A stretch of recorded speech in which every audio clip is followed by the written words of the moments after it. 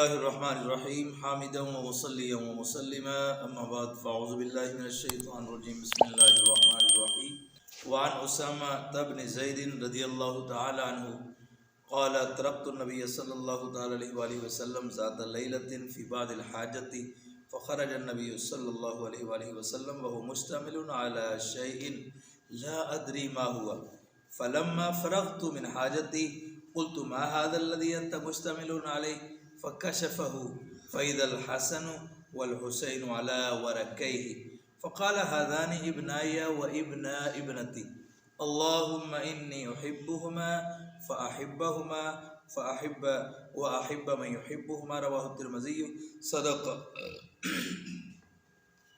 صدق رسول النبی الکریم الامین۔ بڑی محبت ادب و احترام کے ساتھ ایک دفعہ درود و السلام کا نذرانہ پیش فرمائیں۔ الصلاۃ والسلام علیک یا سیدی یا رسول اللہ وعلی آلک و اصحابک یا سیدی یا حبیب اللہ۔ عزیزہ گرامی قدر، اسلامی سال کا پہلا مہینہ محرم الحرام جس کا پہلا عشرہ جاری وساری ہے، دعا کریں اللہ رب العزت ہمیں ادب و احترام کے ساتھ گزارنے کی ہمت اور توفیق نصیب فرمائے۔ جو حدیث مبارکہ میں پڑھی ہے یہ صحیح ستت کی کتابوں میں ترمذی شریف کے اندر موجود ہے۔ صاحب مشکات المصابیح نے اس حدیث پاک کو مشکات المصابیح کے اندر ذکر فرمایا اور اس کی روایت کرنے والے صحابی رسول کا نام حضرت سیدنا اسامہ بن زید رضی اللہ تعالیٰ عنہ۔ آپ فرماتے ہیں کہ میں ایک رات ترکت النبی صلی اللہ تعالیٰ علیہ وآلہ وسلم ذات لیلۃ فی بعض الحاجہ، فرماتے ایک رات میں حضور کی بارگاہ میں حاضر ہوا کسی حاجت کے لیے، کسی ضرورت کے لیے، مجھے کوئی کام تھا، حضور کی بارگاہ میں کوئی گزارش کرنی تھی۔ فرماتے ہیں میں حضور کی بارگاہ میں حاضر ہوا، فخرج النبی صلی اللہ تعالی علیہ وآلہ وسلم، نبی پاک صلی اللہ تعالی علیہ وآلہ وسلم نکلے، وہ مشتمل علی شیء، اس حال میں کہ آپ کی گود میں کوئی چیز تھی، آپ نے اپنی گود میں کوئی چیز لی ہوئی ہے جس کے اوپر کپڑا ڈالا ہوا ہے۔ لا ادری ما ہوا، فرماتے ہیں مجھے نہیں پتہ تھا کہ یہ کیا چیز ہے۔ جتنی دیر حضور تشریف فرما رہے میں آپ کی بارگاہ میں عرض کرتا رہا، لیکن آپ اسی طرح تشریف فرما رہے، اوپر کپڑا ڈالا ہوا ہے۔ میں بڑا بے چین تھا کہ پتہ نہیں اس میں کیا چیز ہے، اس لیے فلما فرغت، جب میں فارغ ہو گیا، من حاجتی، اپنی حاجت سے، اپنی ضرورت سے جب میں فارغ ہوا تو قلت، میں نے کہا ما ھذا، حضور یہ کیا ہے، الذی انت مشتمل علیہ، جو آپ کی گود میں ہے، جو آپ کی گود میں ہے، آپ اپنی گود میں لے کے بیٹھے ہیں، اوپر کپڑا ڈالا ہوا ہے، یہ کیا چیز ہے؟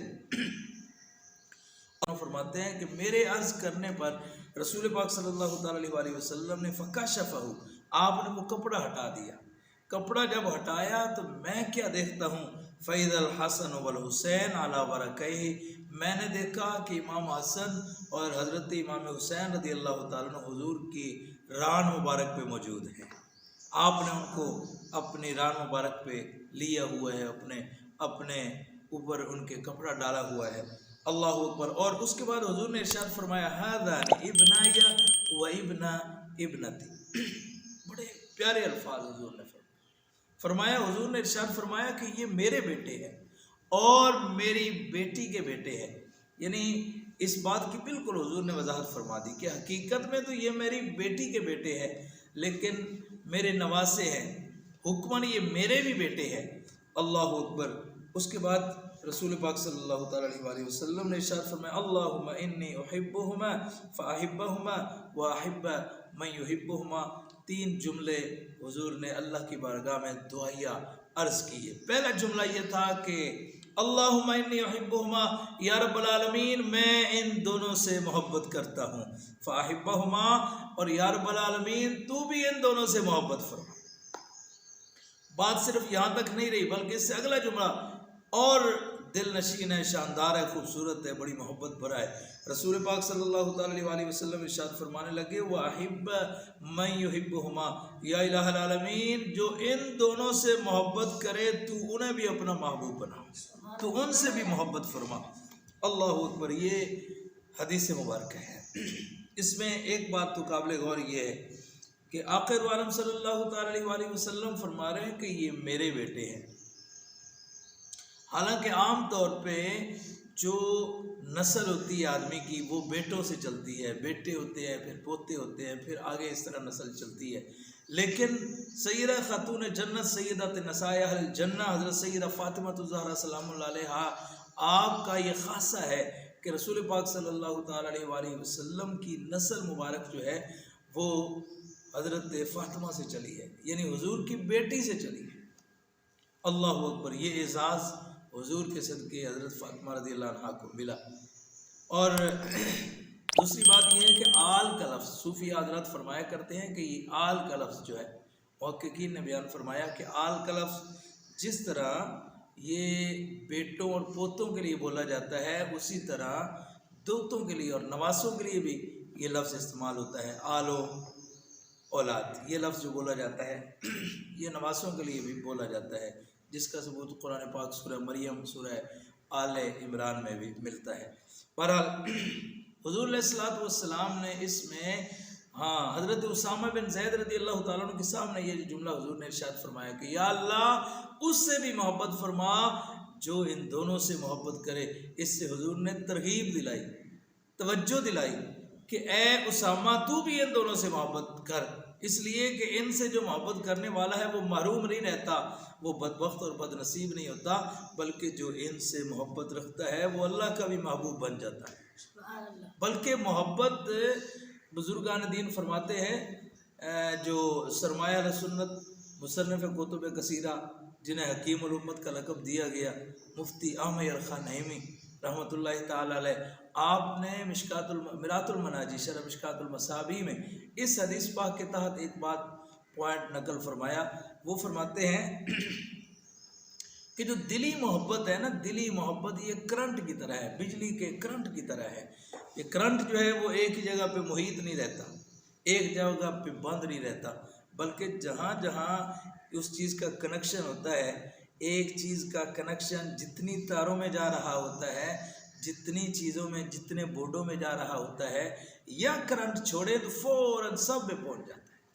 اسی طرح دلی محبت جو ہوتی ہے، جس آدمی سے محبت ہو اس کی وہ محبت جو ہے وہ اس کے ساتھ بھی ہوتی ہے، اس کی اولاد کے ساتھ بھی ہوتی ہے، اس کے غلاموں کے ساتھ بھی ہوتی ہے، اس کے نوکروں اور چاکروں کے ساتھ بھی ہوتی ہے. اللہ اکبر. بلکہ یہاں تک کہ جس سے محبت ہو اس شہر سے بھی محبت ہوتی ہے، جس کا ثبوت قرآن پاک میں اللہ رب العزت ارشاد فرماتا ہے لا اقسم بهذا البلد وانت حل بهذا البلد ووالد وما ولد. اس کا ترجمہ کسی عاشق نے کیا، خاک طیبہ ازد و عالم خوش ترست اے خنک شہر کے در و دل برست. فرمایا کہ خاک طیبہ ازد و عالم خوش ترست، کہ طیبہ کی خاک، طیبہ کی خاک، طیبہ کی خاک دو عالم سے زیادہ خوش ہے، زیادہ خوبصورت ہے، زیادہ پیاری ہے. دونوں جہانوں میں سب سے زیادہ پیاری طیبہ کی مٹی ہے. اس کی وجہ کیا ہے؟ وہ عاشق کیا بیان کرتا ہے، اے خنک شہر کے در و دل برس، اس لیے کہ وہ شہر ہے جس میں میرا محبوب موجود ہے، میرا محبوب جلوہ فرما ہے. اللہ اکبر. تو اس سے پتہ چلا کہ جس سے محبت ہو اس سے تعلق رکھنے والی ہر چیز سے محبت ہوتی ہے. اسی وجہ سے الحمدللہ اہل سنت و جماعت حضور سے تعلق رکھنے والے صحابہ کرام ہو تو ان سے بھی محبت کرتے ہیں حضور کی وجہ سے، حضور کی آل پاک ہو تو ان سے بھی محبت کرتے ہیں حضور کی وجہ سے، بلکہ حضور صلی اللہ تعالی علیہ وسلم سے تعلق رکھنے والی ہر چیز سے محبت کرتے ہیں. یہ دلیل اور ثبوت ہے حضور کی محبت کا. دعا کریں اللہ تبارک و تعالی ہمارے دلوں میں صحیح معنوں میں اہل بیت اعظام کی، صحابہ کرام کی، نبی پاک صلی اللہ تعالی علیہ وسلم کی محبت و غلامی نصیب فرمائے. وآخر دعوانا الحمدللہ رب العالمین.